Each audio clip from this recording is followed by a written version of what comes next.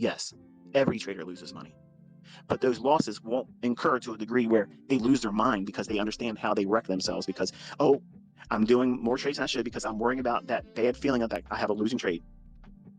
I have a losing trade. So what? Your spouse is going to ask you, did you make money today? No, I did something wrong. It didn't pan out. Oh, okay. Don't worry about it, honey. You will get there tomorrow or you'll get it back. That's the encouraging spouse. If you know that about your spouse, that they're not going to be equipped to be like that, then you don't fucking talk about trading with your spouse. See how that works? You sit down with your spouse and say, look, how are you going to approach this if I lose money? Because if you lose your shit about it, we need to come to agreement right now before I go any further. This is what I'm willing to risk. This is what I'm willing to invest in time and money. Are you in agreement with that? That has to be sorted out. Because if you go in selfishly saying, look, woman, this is the way it is. And if you don't like it, there's the door. Don't let it hit you in the ass. Because I'm going to tell you something. She might do that. And you're going to see how impossible it is to fucking trade properly. Because your heart's going to walk out the door with her. Oh, no, it will. It fucking will. If you don't think so, wait till you see it with somebody else. Your trading will turn to shit real quick. So you have to worry about all those things that people don't write about in books. These young 20-year-olds, they don't even have relationships. They're not married. Okay, they're out there trying to chase tail all the time. They're not going to talk to you about these things. They're going to be heavyweights in your development and in your continuity.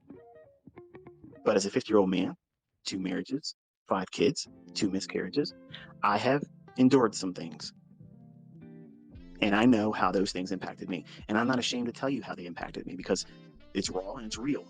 And I know that there are people out there like me and have got it worse. See, I didn't have to pay child support when I got with that gold digger because I took extreme measures. But we had joint custody. So I did half. She did half. And that was it. But some of you out here made poor choices, didn't manage your relationships well, and you've created children that you were not really responsible for. And now you have to pay a whole lot of money in child support. Own it. Be a fucking man and own it. Take care of it. And this is one way you can do that. And guess what? You could also become a positive role model for your child.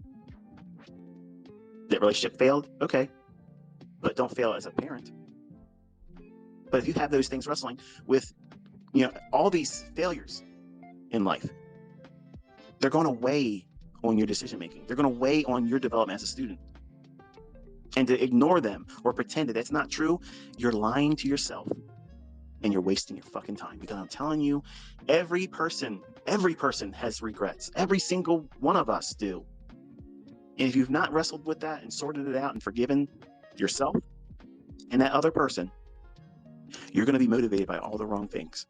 And my videos, my teachings, my mentorship, and even sitting down with me live pointing out shit before it happens in the chart next year is still going to fucking cause you to lose money. And because you are weak-minded, you're going to say these things don't work, despite all the evidence saying otherwise. Because you need to say those things to exist. Because you can't take ownership. That you are the problem.